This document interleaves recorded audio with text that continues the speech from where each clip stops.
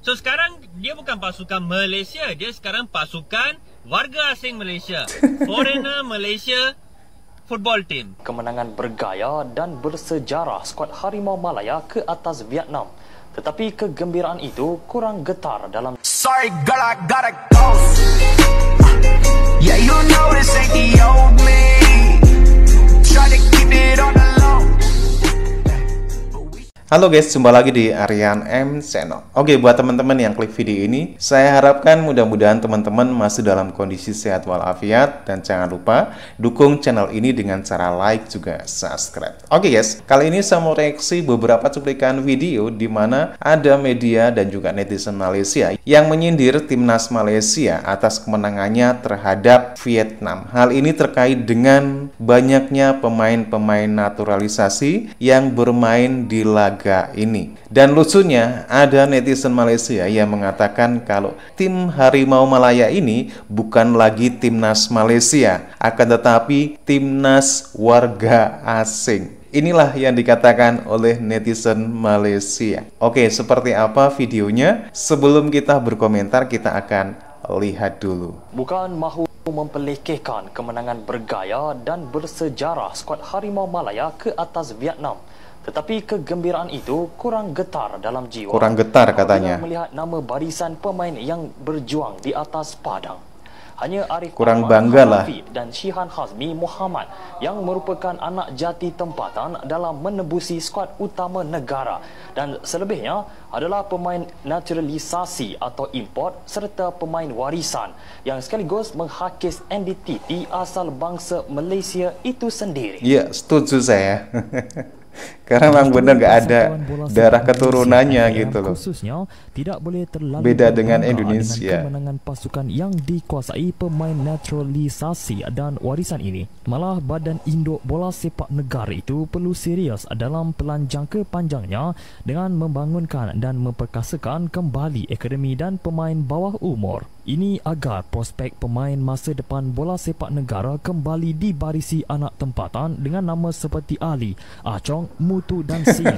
Bukannya nama-nama seperti pemain negara barat. Menjadi persoalan juga apakah nasib pemain tempatan sedia ada serta bakat-bakat muda yang bermain di peringkat akar umbi, adakah semangat mereka untuk mewakili negara masih membara selepas melihat lambakan orang luar diangkat bermain untuk Malaysia? Memetik komen-komen peminat dan rakyat Malaysia di media sosial, tidak dinafikan mereka amat gembira dengan kemenangan 4-0 Malaysia ke atas rival iaitu Vietnam selepas 11 tahun kita tidak mampu menewaskan skuad naga emas itu. Seorang pengguna Facebook, Aminuddin Yahya, berkata dia juga bingung memikirkan entah dari mana datangnya pemain-pemain ini yang tiba-tiba muncul mewakili Malaysia. Katanya tidak pasti mereka bermain atas imbuhan diberi atau nama yang dicari. Namun yang pasti katanya orang Malaysia aja curiga ya tiada dalam diri mereka. Lebih parah katanya jika trend sebegini diteruskan, bermakna ramailah bakat anak tempatan tidak dapat diangkat ke pentas antarabangsa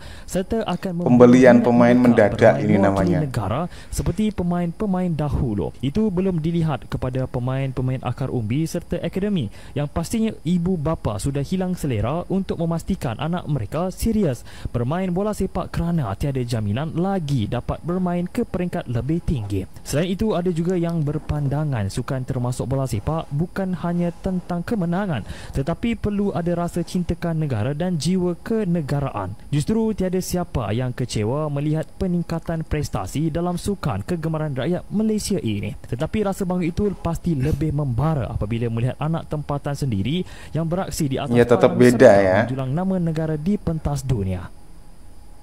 Kalau anda kata bola sepak ni resis pada kaum Cina dan India, jadi bagaimana pula dengan sukan badminton? Kenapa badminton hanya didominasi kaum Cina sejak tamatnya era anak-anak sidik? Sekarang ni pun hanya ada seorang Melayu dan seorang India saja dalam badminton.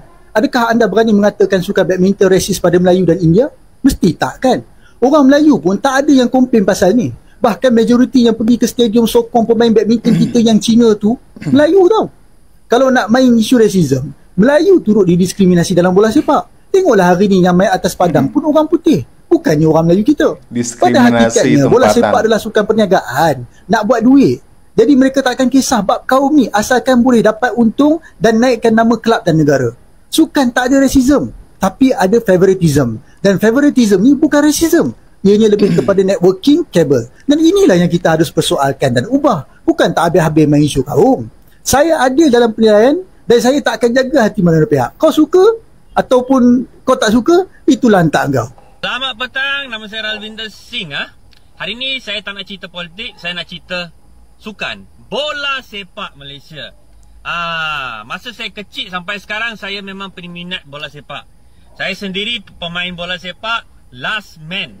Kalau defender tu last man lah kerja saya, hantam orang. Kena red card, tak apa. Tapi saya main kerja untuk last man, hantam orang saja. Atau nombor 2, saya goalkeeper lah. Okey. Dulu Malaysia 100% pemain bola sepak pasukan Malaysia ialah 100% orang Malaysia. Maksud orang Malaysia saya ialah Cina, India, Melayu, Sabah, Sarawak orang asli ya. Bukan macam sekarang, orang Eropah lah, orang dari Afrika lah, orang tak tahu dari mana lah. Dia orang tak tahu kasih PR ke, kasih IC biru, jadikan pasukan, pemain pasukan Malaysia. Ada yang main dekat Malaysia, dekat klub-klub Malaysia, ada yang memang main dekat luar lah.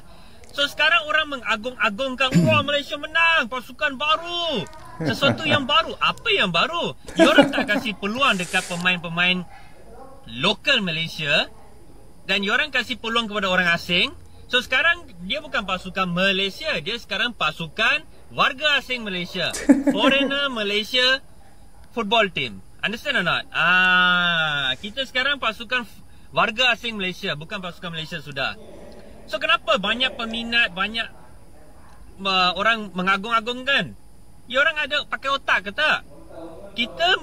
Kita menggunakan warga asing 90% dalam starting 11 dalam starting 11 tu. Kalau tengok semalam Malaysia lawan Vietnam, tak silap saya lah 2 orang Melayu saja daripada 11 pemain. Baki 11 orang tu semua warga asing. So apa yang orang Malaysia mengagung-agungkan pasukan Malaysia? Mana you orang sudah pergi? Apa logiknya sekarang? Ini bola sepak lah. Kenapa tak mau bagi orang muda atau pemain yang sedia ada jadi pemain Malaysia? Ini soalan yang paling penting. Zaman Barisan Nasional pun sama, zaman sekarang Barisan Pakatan Harapan pun sama. Sekarang sudah lebih teruk. Bila Hanayo jadi menteri. So tak ada sebab lah kita tak payah mengagung-agungkan. Kalau kita boleh mengagung-agungkan kalau 100% tu pemain Malaysia, Melayu, Cina, India, Sabah, Sarawak orang asli main, bukan warga asing main untuk negara kita. Bukan. Saya haraplah rakyat Malaysia faham apa yang saya cakap. Kita kena fikir ke depan, bukan fikir ke belakang. Kita pakai warga asing. Orang nampak dekat serata dunia, orang nampak, this Malaysia lah. Mana orang Malaysia dia? Tak nampak. Cuma nampak orang putih lah, orang yang kulit jenis lain. Bukan orang Malaysia. So kita tak payahlah mengagung-agungkan. Saya haraplah rakyat faham, inilah kerajaan Madani, kerajaan Pakatan Harapan Barisan Nasional. Sebelum ni pun kerajaan Barisan Nasional juga yang buat. Sekarang menteri daripada DAP. Saya sangat kesianlah terhadap pemain-pemain lokal Malaysia yang tak dapat chance untuk main lah. Saya terlalu kesianlah.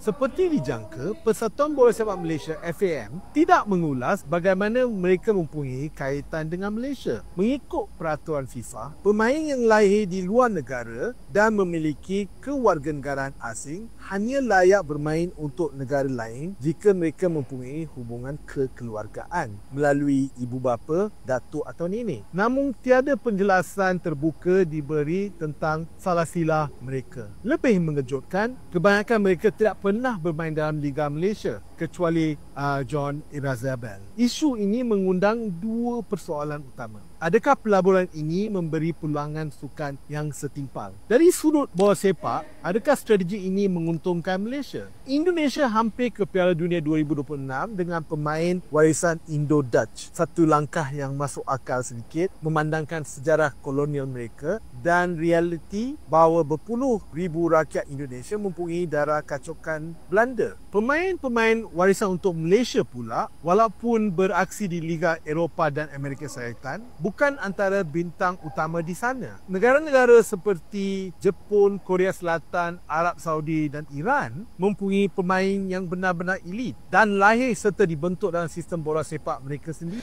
Oke guys, demikian beberapa cuplikan video di mana media dan juga netizen Malaysia menyindir kemenangan timnas Malaysia atas Vietnam di babak kualifikasi Piala Asia 2027. Hal ini terkait dengan banyaknya pemain-pemain naturalisasi yang bermain di laga ini dibanding dengan pemain tempatan Malaysia. Karena cuma ada 3 pemain tempatan Malaysia yang bermain. Hal ini tentunya secara tidak langsung mengecewakan dari sebagian masyarakat Malaysia. Kemenangan Malaysia ini tidaklah terlalu membanggakan dan juga terasa getarnya. Apalagi yang dilakukan oleh Federasi Sepak Bola Malaysia dengan menaturalisasi pemain-pemain asal Amerika Latin ini sebenarnya masih kontroversi di kalangan pencinta sepak bola Malaysia. Federasi Sepak Bola Malaysia tidak tegas dari mana asal-usul keturunan pemain-pemain yang secara mendadak dinaturalisasi oleh Federasi Sepak Bola Malaysia. Makanya tak heran netizen Malaysia mengatakan kalau sekarang timnas Malaysia itu bukan tim Malaysia, akan tetapi tim warga asing. Kalau netizen Indonesia bilangnya untuk timnas Malaysia sekarang ini adalah tim PBB. Karena pemain-pemain naturalisasi Malaysia ini berbeda jauh dengan Indonesia yang jelas-jelas mempunyai darah keturunan. Kalau Malaysia ini banyak negara tapi nggak jelas garis keturunan leluhur dari Malaysia. Oke guys, demikian beberapa cuplikan video. Bagaimana nih menurut teman-teman? Silahkan teman-teman bisa berkomentar dan jangan lupa like, subscribe. Terima kasih dan wassalamualaikum warahmatullahi wabarakatuh.